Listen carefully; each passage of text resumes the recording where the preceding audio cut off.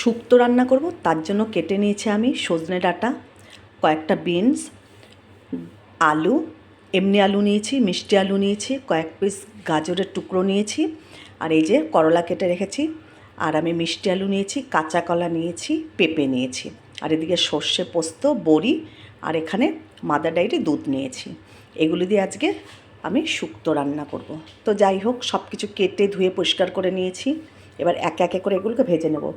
সবার প্রথমে কড়াই গরম করে তাতে একটু বেশি করে তেল দিয়ে এর মধ্যে বড়িটা ভেজে নেব। তো তেলটা দিয়ে দিলাম আগে, দিয়ে এবার আমি বড়িগুলো ভেজে নিচ্ছি। লাল লাল করে বড়িটা ভেজে তুলে নিচ্ছি।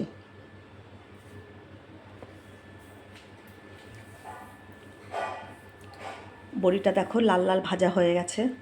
দেখো কতটা তেল দিয়েছিলাম, পুরো বড়িতে তেলটা কিন্তু টেনে নিয়েছে। তো যাই হোক, এবার বড়িগুলোকে আমি তুলে নেব, ভাজা হয়ে গেছে। বড়িগুলোকে একটু ভালো করে ভেজে তুলে নিলে খেতে ভালো লাগে। এবার বড়িটা তুলে নিচ্ছি।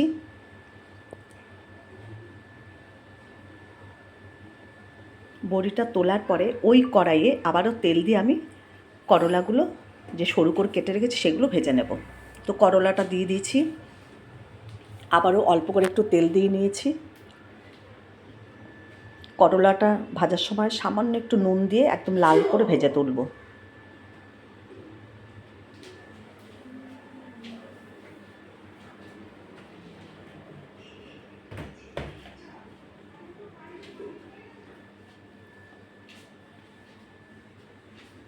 দেখো একদম লাল করে ভেজে নিয়েছি। ভাজার সময় কিন্তু একটু শুধু নুন দিয়েছিলাম, আর শুক্তোতে আমি হলুদ ব্যবহার করব না।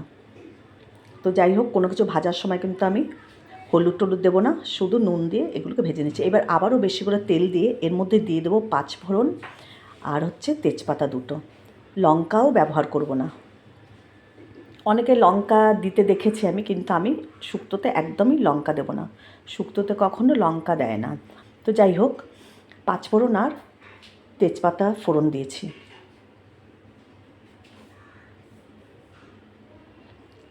এবার যে জিনিসগুলো একটু হতে সময় লাগে সেগুলো আমি একেবারে ভেজে নেব। আলু, গাজর, বিনস সব কিছু আগে দিয়ে ভেজে নেব। কাঁচা কলাটা একটু পরে দেবো, আর আমি কিন্তু বেগুন দিইনি এর মধ্যে। তো যাই হোক, অনেক সবজি দিয়েছি, আর যে বিনসও দিয়েছি। একটু নাড়িয়ে চাড়িয়ে তারপর এর মধ্যে আমি সজনে ডাঁটা দেবো। এই যে পেঁপেগুলো দিয়ে দিচ্ছি, রাঙা আলু দিয়ে দিচ্ছি, সব কিছু দিয়ে আগে একটু ভালো করে নেড়ে চেড়ে নেব।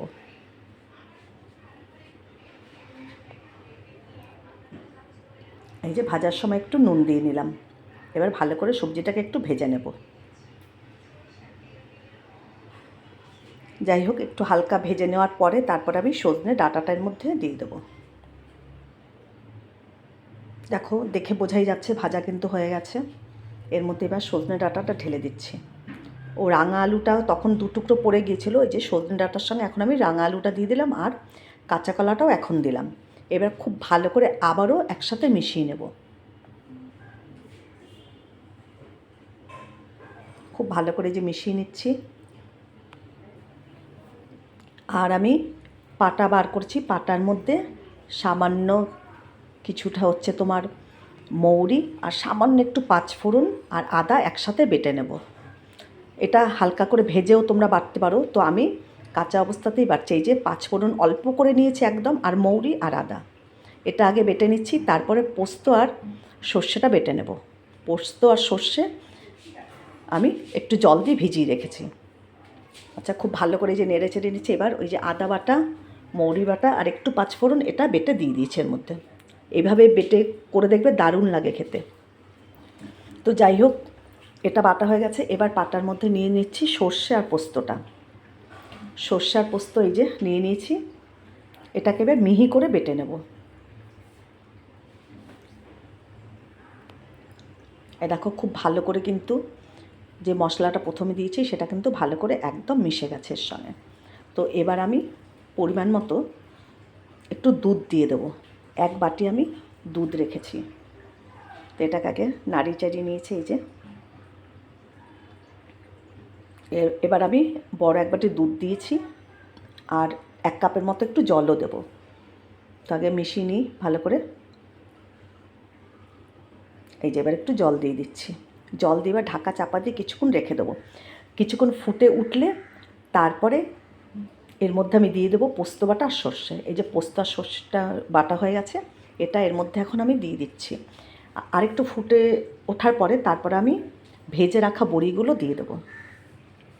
দেখো সর্ষে পোস্তটা দিয়ে আবার একটু ঢেকে দেবো। এরপরে ভেজে রাখা বড়িগুলো এর ওপরে দিয়ে দেবো। এই যে এখন আমি বড়িগুলো দিয়ে দিচ্ছি। দেখো দেখতে কত সুন্দর লাগছে। এর মধ্যে একটু চিনি দিয়ে দিলাম, সামান্য একটু চিনি, আর নুনও দিয়ে দিয়েছি পরিমাণ মতন। এর ওপর দিয়ে এখন ভাজা বড়িগুলো দিয়ে আবার একটু ঢেকে দেবো, নাহলে বড়িগুলো শক্ত থেকে যাবে।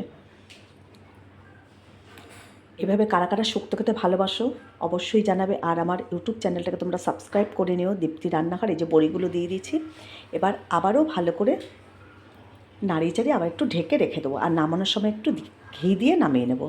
দারুণ স্বাদের এই শুক্তো, যারা যারা এইভাবে করে খাও তারা অবশ্যই জানো। আর এই যে দেখো এখন নামানোর সময় আমি করলা ভেজে রেখেছিলাম, সেটা দিয়ে দিলাম। এবার ভালো করে নাড়িয়ে চাড়িয়ে আর 1 চামচ ঘি দিয়ে নামিয়ে নেব। শুক্তো কিন্তু আমার একেবারেই রেডি। দেখো এই যে গ্যাসটা এখন কমিয়ে রেখেছি, এবার গ্যাসটা বন্ধ করে দেবো। দেখো শুক্তো কিন্তু আমার একেবারে রেডি। দারুণ লাগে খেতে শুক্তোই। দেখো হালকা একদম